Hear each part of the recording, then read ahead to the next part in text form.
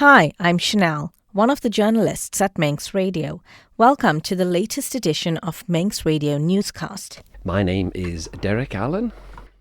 Right. And Derek, I understand you have a very interesting story to share with us. Actually, you've also just published a book as well. Yes. But before we go into the book, we need to go on to your journey first. Yeah. Well, the book is called Vangelis, The Messenger of Good News. We'll come back to that in a minute, the name and the subtitle. But yeah, with Claire, my wife, we've been travelling every summer since 2010 with Brown Sugar, the music duo. So we would, usually between the TT races and Manx Grand Prix, we'd leave the island and play gigs in France and Germany. We've even been up to Sweden and down to Switzerland with our just little pub gigs and parties and weddings and things like that. And that's how we started the travelling. Of course, we got the travel bug. And then once we got to the mainland Europe, we'd like to stay longer and longer. And in more recent years, we've been staying up to 3 and 4 months away. And we have a campervan, which makes all of this very possible. And then, of course, 2020, it all kind of ground to a big halt with the COVID pandemic. And we were all locked down here from, I think it was the 26th of March it started, until 20th of July. So then we got the green light to leave the island, but a lot of people were still afraid to go, not just because of the virus, because I think travelling then was just so iffy, wasn't it? And they were worried maybe of going off the island and not getting back. And we left and we got as far as, let me think, it was southern Germany near the Swiss border, when news started to filter through about countries like Spain was the first one where it was blacklisted by the UK government. And it was awful sad at the time because there was such a rush of tourists trying to get home to avoid the 10-day isolation in the UK. And then France joined this list, Belgium, the Netherlands, and we were still in Germany, and it hadn't been blacklisted. But we made the decision then to stop any attempt to go any further and just come home, because it was just too dodgy. Now, as you mentioned at the start, you said, you and your wife, y'all were bitten by the travel bug. When all of this travel, when everything just came to a halt, what went through y'all's minds? In the beginning, we thought, it'll last 2-3 weeks. And I think most people thought that. And then as the days went to weeks and then into months, and our work dried up like everybody, all the hospitality venue, everything shut down. And it started to, it worried us a lot and everyone was, and not, it seems a bit unfair these days to think, or selfish to think about just travelling, but that's what we lived for and loved doing. And of course, there was no chance of doing any of that. And we didn't know when it would happen again. So when the opportunity arose in 2020 to get off the island and go somewhere, we jumped at it.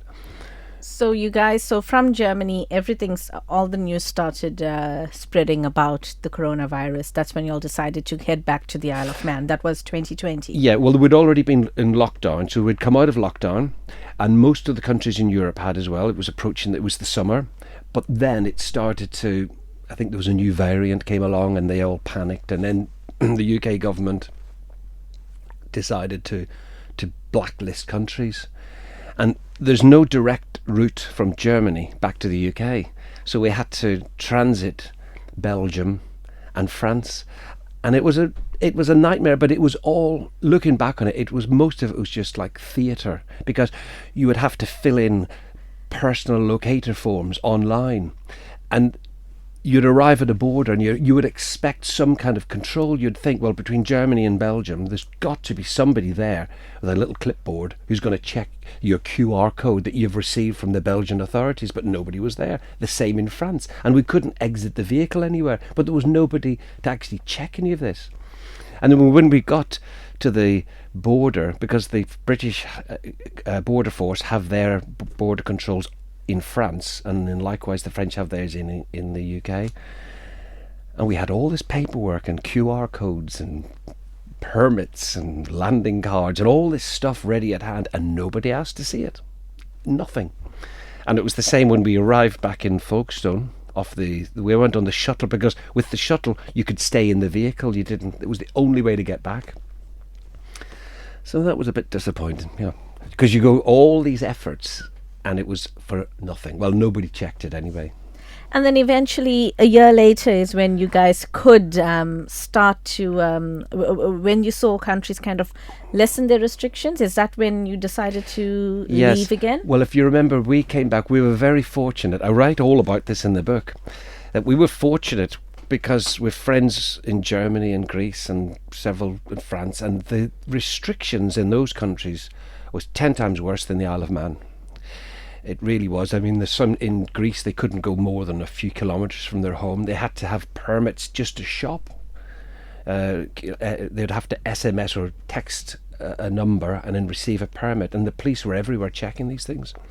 Yeah, 2021, we went back into lockdown in January. And then the UK government literally closed the country. It was illegal to leave the United Kingdom until about May. And as soon as they reopened, we had actually got our tickets booked a month earlier, because I thought, well, this can't last. So we got going in 2021, and it was quite a palaver. It was actually worse in 21 to travel than it was in 2020. And again, it was all kinds of, when I look back, it was almost nonsense, if I dare say that. Because of the I mean, I've got let me just see if I can quote you a few things that we had to have as a COVID list. I was just going to ask you, can you tell us of, the different countries and the different sort of restrictions or rules you had to adhere to? Do you remember? Yeah, well, I have this. I've got it listed here. There was, for example, France.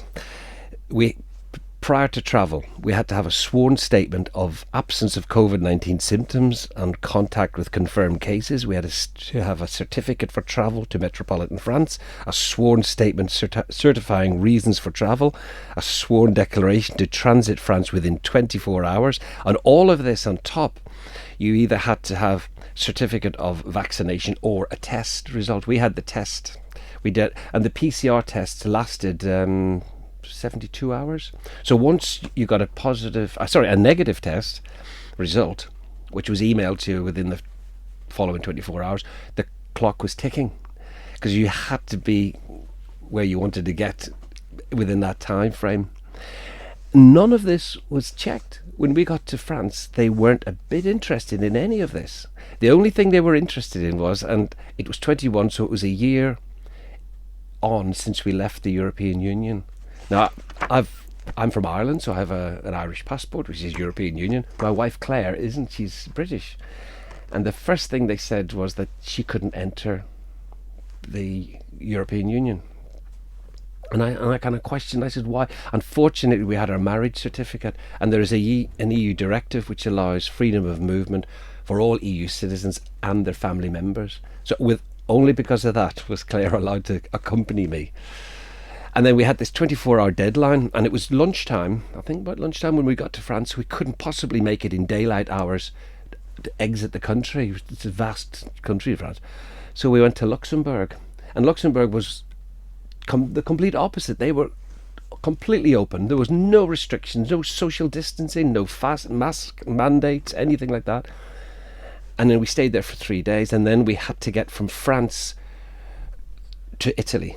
And we didn't want to go through Switzerland because it was another nightmare with permits and declarations. So we decided to go around Switzerland to the west, around the Rhone region, and then into the Piedmont region of Italy, and then across north of Italy to get to Ancona.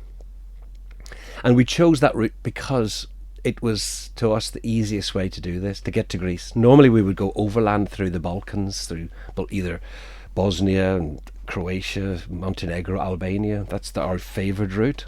But we decided to take the ferry. Now, to get into Greece, that was another minefield, because we had to have another PCR test to get into Greece. And fortunately, at the time, the French authorities were allowing anybody to get tested in their country and get a negative test result. But the last one we did was just on the French-Italian border at a free test clinic. Now we have 72 hours to get to Greece, and the ferry's 20 hours. And when we got to Ancona, I had estimated we had about 20 hours remaining on this test result. And then they told us the ferry was delayed. Oh, gosh. Yes. So we boarded anyway. And we arrived in Igoumenitsa, which is a port in the northwest of the country, with 15 minutes remaining on this test result. And the Greek police, they kind of looked at this, and they looked at me and Claire, and they said, "Oh, you go and see doctor." But they didn't tell us where this doctor was. So we parked up in the port area and looked around, and a door opened, and two nurses jumped out and waved over and shouted, "Hello." And I said, we need to see a doctor. And they said, "Why?" I said, "The police told us." And they said, "Oh, don't worry about it. Have nice holidays." What a time to, it's at this time where majority of the people were still in their homes, and here you are traveling or trying to attempt to go through Europe. Yeah. How different was it? Because normally when you travel, you said you got your normal route, you see your normal, you know the activity that you see along the route. How was it this time? Was it roads? What was it? Empty roads? Yes. Towns that looked like ghost towns? What was it? Yeah. The travelling across the UK, first of all, there was a dearth of traffic on motorways, for starters. There were no traffic jams anywhere, and it was the same across Germany and in France and Italy.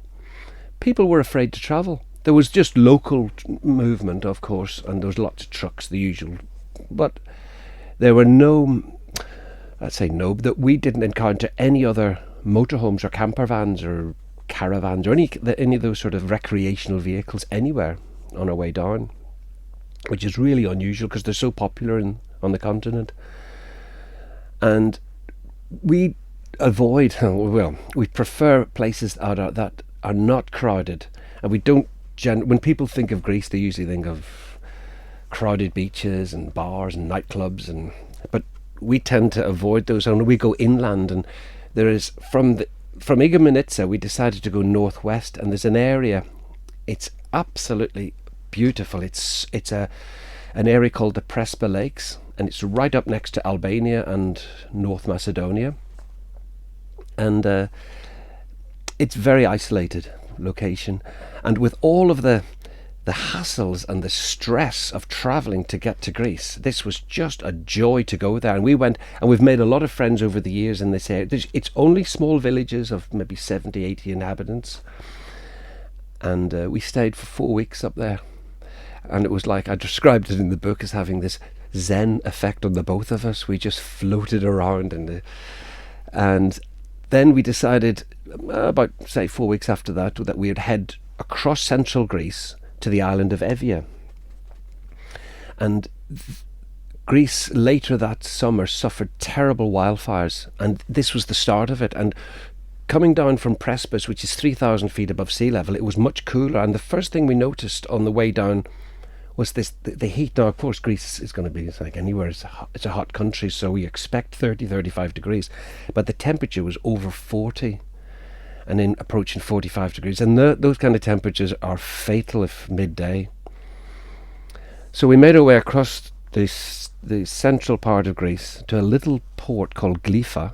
And then there's a roll-on, roll-off ferry that takes you to this island. And Evia is the second largest island in Greece. It's 6 times the size of the Isle of Man. So you can imagine it's a big area. And it has never opened up to mass tourism. The roads are narrow and in disrepair. You couldn't get large coaches through the north of Evia because there's just not the road and the infrastructure for it.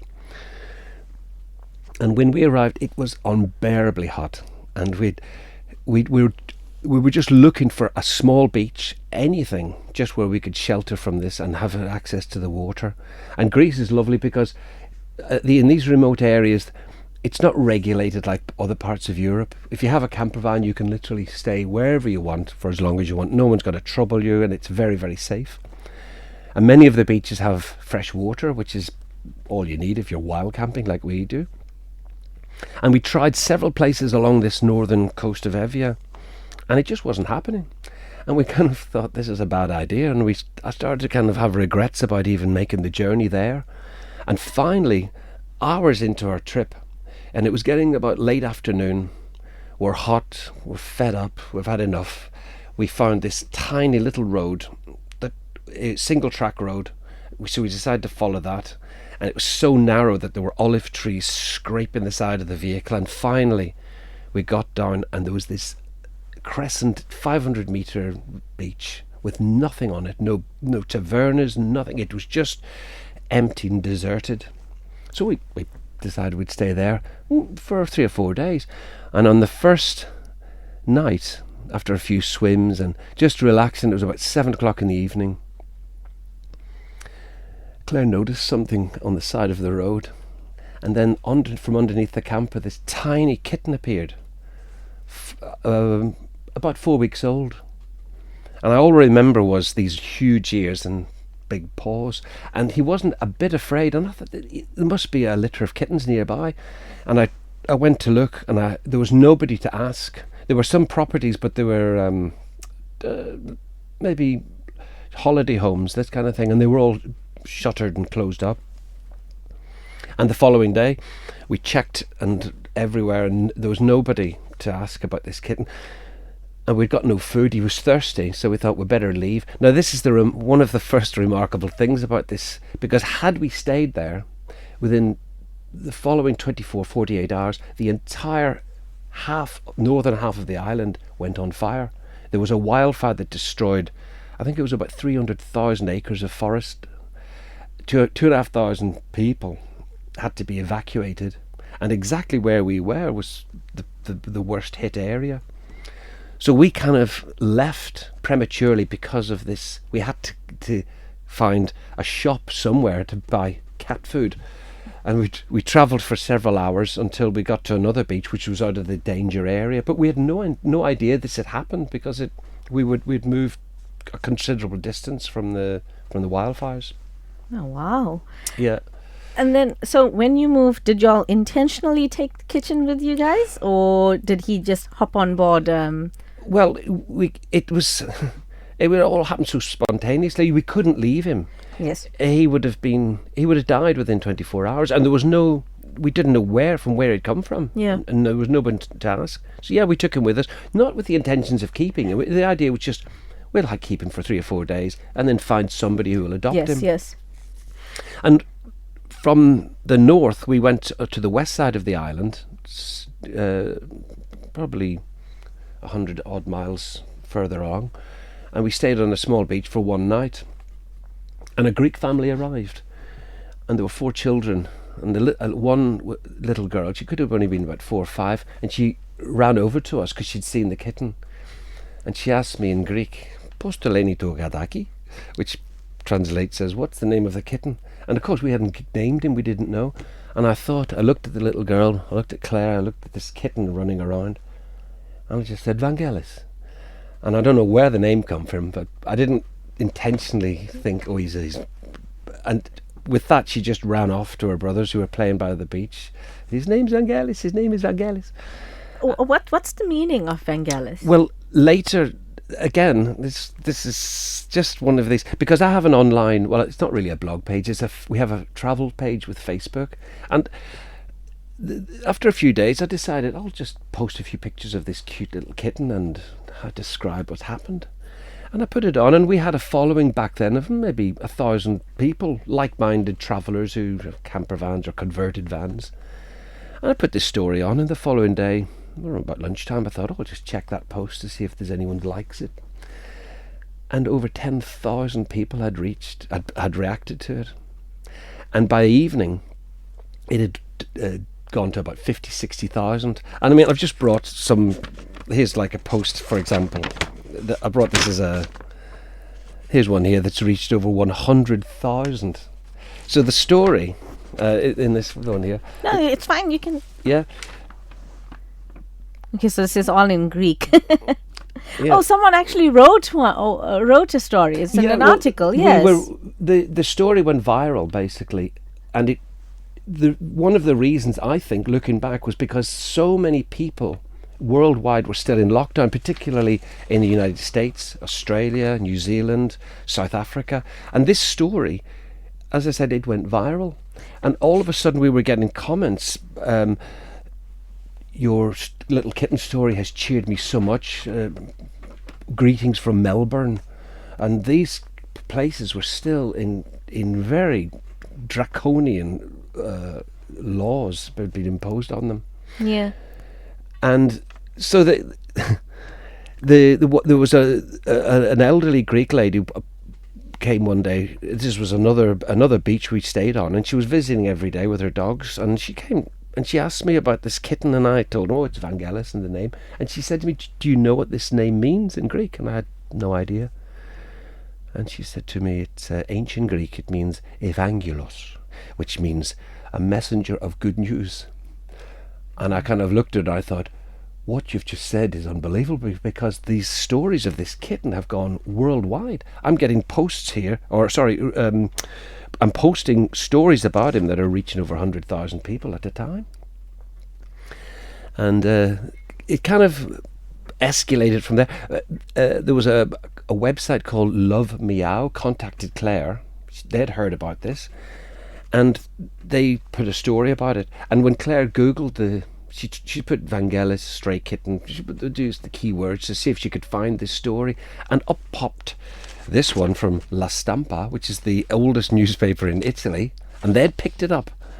And there was a French website. There were two French websites, and several from Italy had run a story on it. It just goes to show that during that time, like you mentioned, so many countries were still under strict lockdowns. This was what people wanted. People wanted to read good news. They were tired of hearing of stats. They were tired of these restrictions. They needed good news, and this is what this is what cheered them up. Yeah, exactly. And it's just interesting because I'd given him this name. Now I started in the introduction that it's often said that things happen for a reason, or something was meant to be, and it's actually a Greek philosopher who said, Aristotle, who once coined the phrase, everything happens for a purpose. Now scientists scoff at this because with science everything has a cause but not a reason, and I don't know if the jury's still out with me if these things happen, but it's just interesting that we avoided one of the worst wildfires in this island's recent history because we had to make a move because of this tiny kitten. And then the fact that, as you've just said, the simple little stories and anecdotes that I was writing about him genuinely cheered people up everywhere. And it was because of that, over the last few years, I've been encouraged to put the story into a book form, and that's where we are now. And it covers the whole COVID restrictions, travelling in Europe, right up to the point where he makes his appearance. And then, of course, when we made the lady that gave me the translation of his name, weeks and weeks later, we met her again, just purely by coincidence. And she asked me, she said, what are you going to do about your little kitten? And we had tried everywhere to get him adopted, and nobody wanted him. And she stopped me and she said to me in Greek, she said, animals, when they come into our lives, they come in for a purpose. Keep him. And I didn't need to question the decision any further. So we found a local vet, and got his EU passport, his vaccinations and his rabies and all his shots and everything, and travelled home with him. That's amazing. Now, I know you recently, in the last few weeks, you released your book, your first ever book. Looking back at that time, can you believe that it was 4 or 5 years ago? It seems a long time ago now, and it seems that he has been with us forever, and his popularity has gone through the roof. I mean, we have people who will travel to meet him. We were in Scotland in 2022, and there was a lady from Edinburgh who'd been following our Facebook page, and she found out where we were, and she said, could I meet you with my children? They want to meet Vangelis. On several places in Greece, we have Germans and Austrians and French people who know about this story. And there's one Austrian lady, and every year she will write to me and say, where are you guys going to be this year in Greece so I can come and meet you and bring the kids to meet Vangelis. How amazing is that? I mean, when you think back to COVID, when you think back to the restrictions, it wasn't a very pleasant experience, but this is one of those stories that people held on to. One of those stories, I don't know, of hope or that just brought happiness to people and cheer. Look at that. You've got someone that emails you every year because she'd like to, because she's been following you guys. Yeah, it is. It's extraordinary. I'm kind of over the moon about how it's developed. And for example, like even with his EU passport, the first vet that we went to, now these are remote areas, so they're not used to doing this sort of work. If you were in Athens or Thessalonica, they would know this. And the vet kind of looked at me and went, I'll have to order this. I've never made an EU passport before. So when he got the document back, he filled it in, and the cat, remember, it's only a little kitten, he's not even 12 weeks old, so we couldn't vaccinate him for rabies and the flu shot at the same day. And I even think there was a delay looking back, there was a delay to get the rabies because he had to be older than 9 weeks, so we had to wait a few weeks. But he made errors. There were mistakes in the passport that I only discovered later. He had put the wrong estimated date of birth, and this didn't coincide with the rabies jab. And it really worried me because we'd never travelled with a pet before, and getting back into the UK, it had to be 100% perfect. And in the north of Greece before we left, there was a vet that we had seen on the way down, and the only reason I'd noticed this was because we'd parked on a waste ground just to get to a supermarket, and there was this beautiful building that just looked completely out of place, and it had a marbled front with stained glass windows and plants, and I kind of thought, this is an odd place to have. And I looked closely, and it was a vet's. But we didn't need a vet at that time. But on the way back, I remembered this place, and we called in, and it was a young guy called Apostolis, and he asked me, he said, well, how can I help you? And I told him the whole story. He looked at the passport, and he corrected everything. He gave the cat a complete health check, and he also endorsed the passport to say that he'd been checked and fit for travel, and all these things had been omitted the first time around. He spent about 45 minutes with Vangelis, and at the end I thanked him profusely. And how much do I owe you? And he looked at me, I looked at the cat and said, for Vangelis, nothing, to bring him good luck. Ah, that is amazing. That is such an amazing story. But there's so many little anecdotes. There are so many. I could probably sit here and talk for hours about all of these kind of little twists and turns that happened, whether for on purpose or not, I don't know. But I guess you have to leave that for the people that's going to read the book. Yes, yeah. How can people, if anyone would like to purchase the book, how can they purchase it? Well, it's available across all of the Amazon platforms. So it's amazon.co.uk, and if you just Google Vangelis, the messenger of good news, you'll find it. You'll find it there. And it's been out for about 3 weeks, and it's done, as far as I think, it's done very well so far. I've had sales in America, New Zealand, Australia, mostly in the UK, a couple in Ireland, and Germany and Austria. Thank you for making it to the end of the Manx Radio Newscast. You are obviously someone with exquisite taste. May I politely suggest you might want to subscribe to this and a wide range of Manx Radio podcasts at your favourite podcast provider, so our best bits will magically appear on your smartphone. Thank you.